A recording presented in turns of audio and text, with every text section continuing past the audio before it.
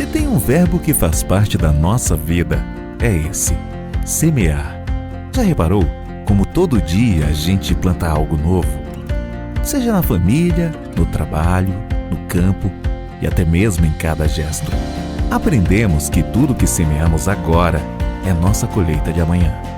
Por isso, colocamos o nosso melhor nesta que é a 14ª e maior edição até aqui da Parecis Superagro, que chega em 2023 na sua melhor forma.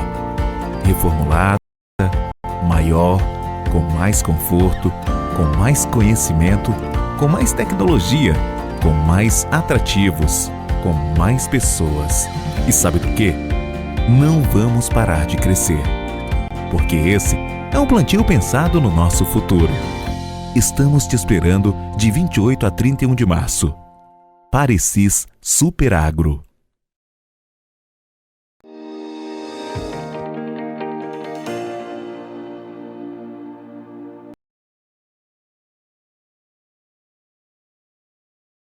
Olá, muito boa tarde a você que está conectado conosco aqui no Notícias Agrícolas, esperando pelas informações do mercado. Um dia positivo, a gente pode dizer assim, para a soja, mas com ganhos pequenos, de no máximo 2 pontos nos principais vencimentos. A soja tentando aí retomar aquele patamar dos 15 dólares por bushel, mas se afastou bastante desse nível. A gente está falando de um maio a 14,91 e de um julho a 14,76. Pior ainda para os contratos da safra nova lá nos Estados Unidos, esses na casa aí dos 13 dólares por bushel. A gente vai conversar agora com o Cristiano Palavra, lá da Pátria Agronegócios, para entender o que está acontecendo lá em Chicago, entender o que está acontecendo aqui no Brasil. A gente já vem acompanhando um certo descolamento aí dos dois mercados e, obviamente, a gente precisa saber o que vem pela frente. Seja bem-vindo, meu amigo. Obrigado por estar aqui mais uma vez com a gente.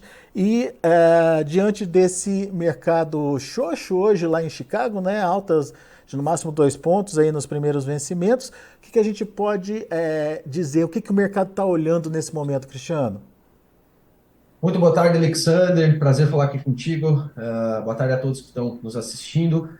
Alexander, um dia meio morno, né, para a soja lá em Chicago, diferente do que a gente observou para a grande maioria das outras commodities e até commodities energéticas, outros índices acionários, né? Essa semana, Alexander, ela está sendo muito mais direcionada pelo mercado financeiro em geral, a macroeconomia, os problemas com os bancos americanos, o problema com o Credit Suisse, lá, Banco Europeu, do que propriamente pelos próprios fundamentos do mercado da soja, que não tiveram grandes oscilações aí em relação ao que a gente tinha na semana passada. Destaques aí hoje, principalmente para as boas vendas norte-americanas para exportação, os americanos conseguiram encaixar algumas vendas interessantes de curto prazo, aí suprindo o atraso da safra brasileira, e também destaque para mais um fundamento positivo de corte na safra da Argentina. Mas mesmo com toda essa conjuntura, hoje o mercado caminhou de lado na Bolsa de Chicago, mas como você falou na abertura, hoje a grande preocupação ao produtor brasileiro não é tanto o Chicago, que permanece sustentado, por mais que tenha perdido o patamar aí dos 15 dólares por bushel nesses últimos dias, não está muito tão distante disso. A grande preocupação é com as constantes quedas nos prêmios de exportação. Hoje foi mais um dia negativo, principalmente para os embarques mais curtos, e de fato é isso que vem tirando a capacidade de altas aqui do mercado brasileiro e colocando a maior parte dos produtores numa situação tanto quanto delicada, já que as vendas antecipadas, na média do produtor brasileiro, foram muito poucas, os compromissos financeiros estão chegando, eles estão tendo que ofertar essa soja. Isso é um ponto negativo também para os prêmios, porque se tivéssemos uma retenção maior das vendas, o comprador seria forçado a buscar uma precificação melhor, mas não é o que está acontecendo no momento. Os preços seguem pressionados aqui no Brasil, uma situação que tem tudo para continuar aí, pelo menos por mais algumas semanas, até que tenhamos um alívio aí dessa pressão de colheita e dessa pressão sobre a logística brasileira também, que está bem apertada nesse momento. Pois é, e hoje teve mais um agravante, o dólar, né, Cristiano, que depois das altas de ontem, beiraram ali os 5,30, hoje devolveu praticamente tudo, né? Perfeito, perfeito. É realmente muito importante o acompanhamento desses picos de dólar, porque Vamos pegar a situação de um produtor que vendeu muito pouco aí antecipado, ou muitos casos, o produtor que não vendeu antecipado e está colhendo soja nesse momento e está com um compromisso financeiro aí para 30 do 4. A gente sabe que, dependendo em que região do Brasil ele está, dependendo das empresas que ele trabalha, ele não consegue liquidez muitas vezes para vender e já receber de imediato aquele recurso para cumprir o seu compromisso financeiro. Então, ele vai ter que ir entrando no mercado mesmo para ter um recebimento lá em abril. A oportunidade que ele tem, muitas vezes, é pegar esses momentos de dólar um pouco mais forte para pegar um preço melhor e conseguir fazer o caixa necessário para esses compromissos. A gente viu a soja perdendo preço nos últimos 6 a 7 dias de forma constante. Ontem, com a alta para esses 5,30, houve uma melhora ali. Muitas regiões do Brasil subiram até 2,50 por saca, e hoje já se reverteu todo esse movimento, porque os prêmios caíram novamente e agora o dólar retornando para casa aí mais próxima dos 5,20, já se perdeu essa pequena injeção de ânimo que tinha dado ontem com a chegada do dólar ali na casa dos 5,30. Pois é. Agora, essa condição de pressão nos prêmios já era esperada, Cristiano? Ou tem algo a mais aí ajudando a pressionar mais? A gente já sabia Olha, que podia ter uma safra grande no Brasil, isso já estava sendo previsto, né? sim. Uhum. Ó, de fato, assim, o grande fator de pressão aos prêmios nesse momento é a grande oferta de soja que está entrando no mercado devido à colheita, que na maior parte do país é uma colheita bastante positiva, produtividades altas, né? Com exceção ali do Rio Grande do Sul, principalmente, a gente tem os demais estados brasileiros colhendo bem, né? Então, o primeiro fator de pressão aos prêmios é realmente essa situação da colheita brasileira vindo bastante positiva. Outros fatores que também afetam esse prêmio nesse momento. A gente tem uma certa dificuldade logística no Brasil devido ao atraso da colheita, a concentração do período de colheita num período curto, né? E isso tem dificultado o fluxo de produto para os portos, e isso também acaba sendo negativo para a formação desse prêmio de exportação. Um outro fator, o prêmio ele é muito um balizador também para as movimentações que acontecem em Chicago. Como a gente tem um Chicago forte, longe das máximas do ano passado, mas ainda um Chicago forte, a gente tem uma pressão maior. Sempre que Chicago está mais forte, a gente tem uma pressão maior sobre o prêmio de exportação. Então, esse é mais um fator que leva ele a estar mais negativo nesse momento, da mesma forma como a gente viu lá em 2021, que foi o último ano que também tivemos prêmios negativos aqui no Brasil. Um terceiro fator que eu citaria é essa disponibilidade de soja. Se o produtor tivesse em condições melhores de segurar essa soja e forçar o comprador a vir para o mercado com preços mais agressivos para conseguir originar, a gente teria uma dificuldade maior de ver esses prêmios caindo, mas não é a situação. Como eu falei antes, muitos produtores estavam muito pouco vendidos, os compromissos chegam, não tem jeito, os compromissos financeiros, e ele está tendo que colocar essa soja no mercado. Então, não vejo que hoje o comprador está tendo grandes dificuldades na originação, e isso também acaba ajudando na má formação desses prêmios, na formação do preço da soja nesse momento. E o próprio comportamento da China nas compras nesse momento, né, Cristiano? Me parece, me corrija se eu estiver errado, que ela não está tendo aquela voracidade toda diante de uma oferta plena ali na frente dela, né? Sim, a gente tem uma expectativa total para esse ano, olhando os números do que a China vai comprar, ela vai ter um crescimento importante em termos de demanda importadora nesse ano. Porém, a gente tem alguns fatores a serem observados. O primeiro é que eles não estão com uma escassez total de produto nesse momento lá dentro da China, mas eles estão com estoques bem mais baixos do que tinham até o mês passado, até o início de fevereiro. Isso porque a safra brasileira atrasou, e isso acaba atrasando a destinação desses produtos aos portos e, por sua vez, atrasando a chegada dessa soja lá na China. Isso gerou dois efeitos. Primeiro, a queda no estoque portuário lá na China. Nós tivemos uma queda aí de mais ou menos 2 milhões de toneladas em relação ao que a gente tinha de estoque até 4, 5 semanas atrás. O processamento também caiu por essa menor disponibilidade de soja lá dentro da China. E um segundo efeito foi uma reanimação nas exportações norte-americanas. Por a gente ter preços mais competitivos no Brasil, o normal é que a demanda chinesa se direcionasse quase que totalmente para o Brasil nesse momento. Como o Brasil não conseguiu cumprir esses embarques mais curtos, a China voltou a comprar nos Estados Unidos. Isso foi positivo para Chicago, isso manteve os estoques mais baixos, até levou o USDA a aumentar um pouquinho a exportação total americana no último relatório, diminuindo ainda mais os estoques por lá. Mas, de fato, a China hoje tem uma situação, não é uma escassez de soja nesse momento, até porque eles vêm comprando e vão receber muita soja nessas próximas semanas, mas também eles não estão indo ao mercado com aquele apetite todo, porque sabem que tem uma oferta boa saindo do Brasil e não vão chegar comprando tudo que precisam de uma vez só para puxar algum sobressalto no mercado. Pois é, hoje a gente divulgou aqui no Notícias Agrícolas a volta da preocupação com casos de peste suína lá na China. De alguma forma, você acredita que isso pode influenciar na demanda por soja? Nesse momento, eu acredito que não, Alexander. Não acho que isso esteja afetando os preços nesse momento e, por enquanto, não vejo isso afetando os preços daqui para frente. Até como a gente conversava aqui nos bastidores antes de entrar, desde que o problema da peste suína africana começou, os chineses mudaram muita coisa lá dentro, né, na configuração sanitária dos seus rebanhos suínos, e eles estão muito mais preparados para conviver com essa doença nesse momento do que quando em 2018, quando o problema começou.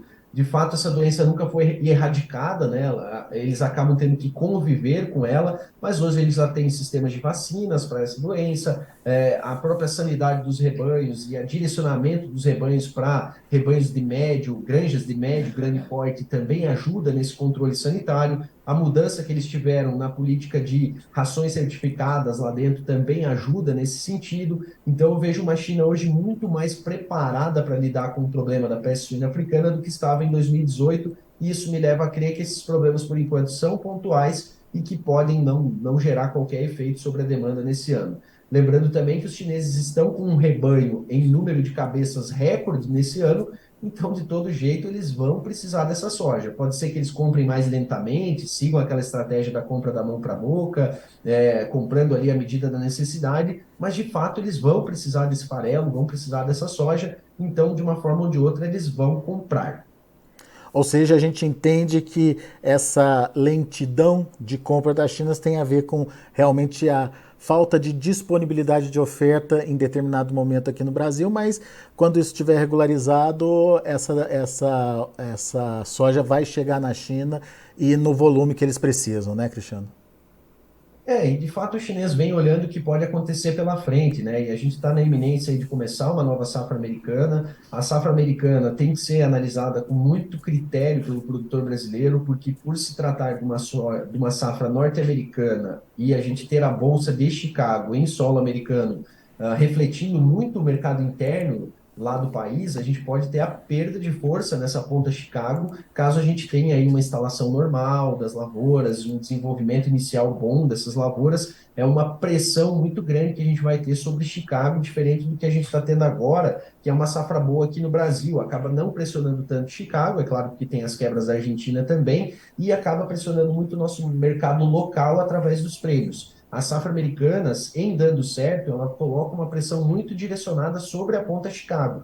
E isso fala muito sobre qual estratégia o produtor vai tomar daqui para frente, porque eu tenho certeza que a grande maioria dos produtores estão pensando sim em carregar a soja para o segundo semestre. Então ele tem que analisar qual vai ser o efeito dessa safra americana no mercado, se vale a pena derivar esse preço, travando um Chicago, por exemplo, aproveitando essa força, esse suporte que ainda existe no mercado. E é claro que também ele tem que levar muito em consideração o custo de oportunidade que a gente tem hoje, já que a taxa de juros é bastante alta. Carregar o dinheiro traz uma remuneração muito boa para o capital do produtor, já que a taxa de juros é alta, ele consegue aplicar esse recurso em investimentos seguros com um retorno bom, e o custo de armazenagem também está mais alto nesse ano. Então, para quem está colocando um alvo ali, na minha região a soja está 150, eu gostaria de 160, estou disposto a carregar a soja até setembro para buscar esse preço. Será que ele já não tem esse 160 nesse momento, se ele fizer uma venda mais à vista e aplicar esse recurso, não ter a despesa com armazenagem? Então, são critérios aí que o produtor tem que analisar com calma nesse momento e pensando também em qual o efeito da safra americana sobre o mercado. Uma safra cheia por lá pode colocar ainda mais pressão sobre os preços. Pois é, porque daí você carregando essa soja para o segundo semestre, você ainda pode ter essa concorrência com a safra americana, que obviamente nem foi plantada, não está definida, mas que se vier cheia, mais soja sendo colocando mais oferta no mercado, ou seja, sem necessidade de disputa aí por esse produto, né, Cristiano? Exatamente. Quando a gente olha a sazonalidade do Chicago, né, como é que ele se comporta normalmente, na média, aí, vamos pegar dos últimos 10, dos últimos 30 anos, ele tem um comportamento padrão. É claro que cada ano é um ano, mas existe um comportamento médio padrão. E a gente vê que essas quedas em Chicago, quando acontecem em função de uma boa safra nos Estados Unidos, elas não esperam chegar à colheita para acontecer. Realmente, a definição da safra americana, ela acontece ali entre julho e agosto, né? Nesse período, a gente já tem uma boa noção do qual vai ser o potencial produtivo, e é nesse momento que a gente já começa a ver pressão maior sobre os preços na ponta Chicago. Depois, com a entrada da colheita, que a gente vai ter essa disputa mais direta, vamos dizer assim, né, de uma oferta ainda remanescente no Brasil com uma oferta nova dos Estados Unidos. Mas é um ponto de atenção, porque não necessariamente precisa esperar chegar a colheita americana para os preços já começarem a refletir a safra. Um outro ponto, Alexander, é pensar no clima, né? A gente está vendo uma rápida mudança no fenômeno climático, né? Rápida mesmo, muito rápida. A gente está saindo de um Laninha e vai passar diretamente aí para um El Niño já no início do segundo semestre do ano. É claro que é muito cedo ainda para cravar qualquer resultado para a safra americana, mas a última vez que a gente teve uma grande oscilação em um curto período de tempo, houve um problema muito grande de safra nos Estados Unidos, que foi o ano ali de 2012. Então a gente não pode tirar isso do radar também, mas é claro que clima é sempre uma incógnita, né? A gente consegue traçar um cenário, mas esse cenário vai mudando ao longo do tempo. Mas a mudança do fenômeno climático em um curto espaço de tempo, no histórico, se mostrou um tanto quanto prejudicial para a safra americana. Muito bem. Cristiano, só para a gente trazer alguma expectativa aí para o produtor. Entre os fatores aí que você disse que justificam esse descolamento e essa pressão em cima da soja brasileira, a oferta que está concentrada, a lentidão dos embarques e a China ainda lenta nas compras. Aparentemente, olhando esses fatores, são todos fatores possíveis de mudança, né? Ou seja, vai chegar um momento que a colheita vai caminhar para os finalmente, vai chegar um momento que os portos vão destravar e vai chegar um momento que a China vai ter que comprar efetivamente para recompor os estoques por lá. Será que isso muda o cenário quando isso tudo acontecer? E será que é possível disso acontecer logo? Olha, Alexandre, eu sou um otimista assim para o mercado de soja daqui para frente. É claro que eu estou embasado aqui em recomendações que a gente vem dando já desde o ano passado. A gente já está com a nossa clientela bastante posicionada já no mercado de soja, realmente mais protegidos do que quem, infelizmente, ainda não vendeu nada, vamos dizer assim. Mas sim, eu acredito que se a gente trazendo um pouco os números, assim, se a gente já olhar o que um comprador poderia pagar hoje com uma soja em julho em relação a uma soja spot, a gente já vê que tem um diferencial interessante. A gente está falando aí de uma agregação de pelo menos R$6, R$7 a mais do que a soja disponível no momento. É claro que para carregar a soja até lá eu vou gastar até mais que isso, mas aí vai uma questão de cada um, né, o planejamento, se tem armazém próprio, se trabalha com bolsão, se vai no armazém geral, se vai deixar uma soja no balcão, enfim, tem muitas variáveis nesse sentido. Mas sim, eu sou um otimista para o preço da soja daqui para frente. É claro que isso tem que ser muito bem analisado no dia a dia, porque o mercado vai mudando no dia a dia, mas hoje, passada essa pressão logística, essa pressão de colheita, vejo espaço sim para os preços serem melhores lá na frente. É claro que se vale a pena segurar ou não, aí é uma decisão mais individual, baseada realmente na realidade do produtor, quanto que ele já vendeu, como é que está a questão do compromisso financeiro, se ele vai captar dinheiro para segurar essa soja, aí é uma conta que ele tem que fazer, porque o dinheiro está muito caro nesse momento, né, contratação de um crédito para carregar a soja,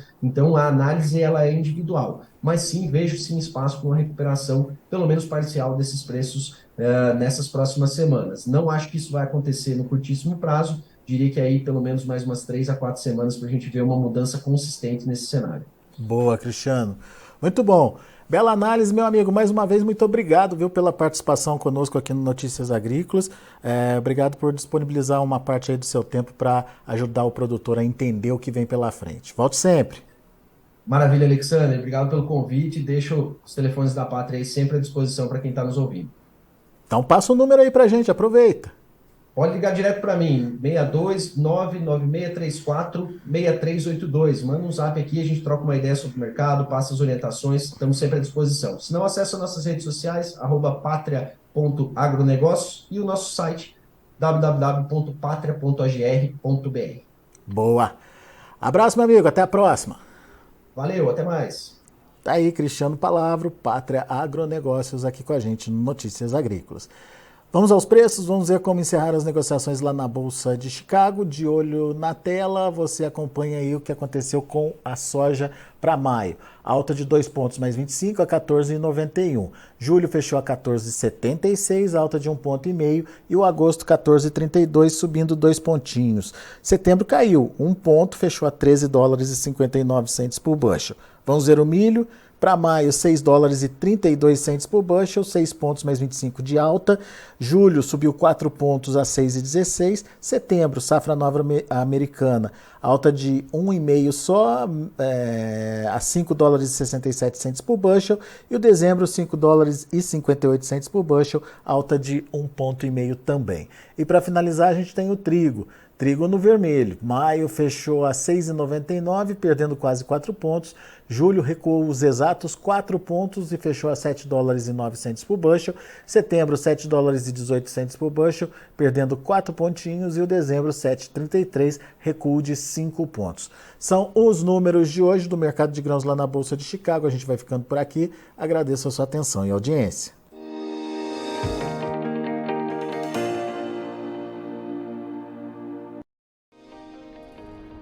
Se inscreva em nossas mídias sociais, no Facebook Notícias Agrícolas, no Instagram @Notícias Agrícolas e no nosso Twitter @Notiagre. E para não perder nenhum vídeo, não se esqueça de nos acompanhar no YouTube e na Twitch, Notícias Agrícolas Oficial.